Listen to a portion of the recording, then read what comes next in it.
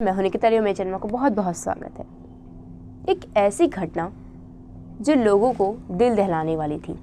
लोग अब normal general डिब्बे में बैठने से कतरा रहे थे।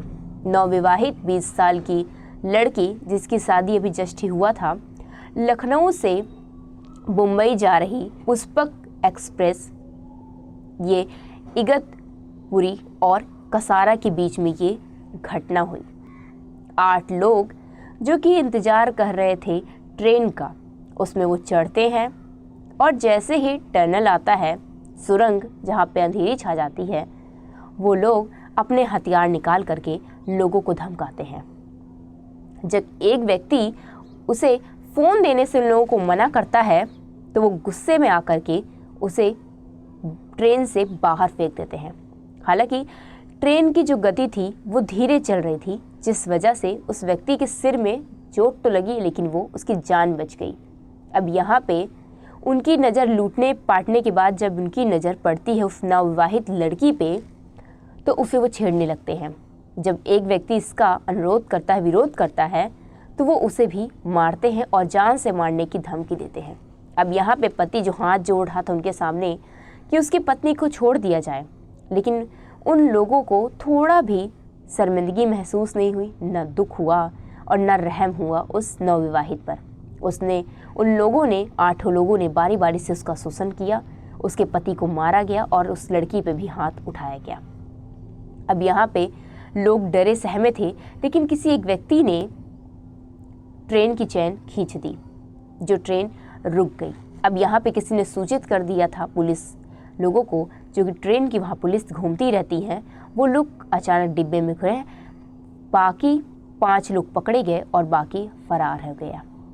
अब यहाँ पे कल्याणी स्टेशन का वेट कर रहे थे जब मुंबई के लिए ट्रेन थी।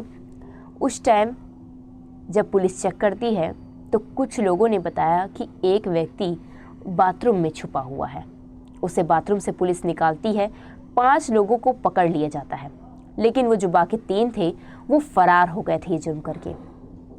युविका उन लोगों का पहचान करती है, डरती है। पहले तो उसे हॉस्पिटल ले जाया जाता है क्योंकि उसे बहुत ज़्यादा घातक चोट लगी थी, जिस वजह से उसके पति की इलाज होती है।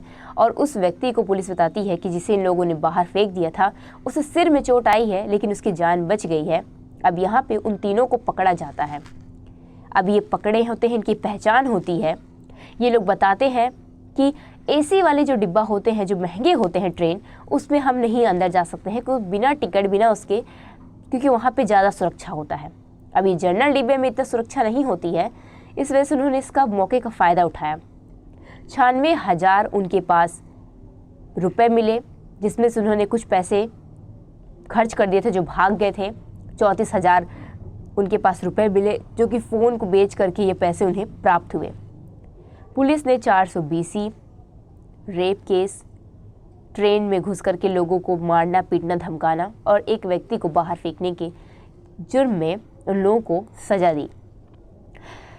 अब ये जो खबर है, ये 3-4 साल पुरानी खबर है, लेकिन इसमें मुझे आपको बताने ये चीज़ है कि ये भले पुरानी खबर है, लेकिन आप देख सकते हैं कि ऐसे व्यक्ति जो कि जनरल डिब्बे को टारगेट करते हैं, लोग विश्वास करते हैं कि हम जिस ट्रेन से यात्रा कर रहे हैं कोई उसमें कुछ भी ऐसा गलत चीज़ ना हो, लोग आवाज़ उठाएं। अगर उस व्यक्ति ने आवाज़ ना उठाया होता तो शायद ही उस युविका की भी जान बच पाती। बस मेरा यही बताना है कि आप कभी भी ट्रेन में जाएं तो कुछ पैसे के घटने की वजह से आप अपनी जान खतरे में मत डालें।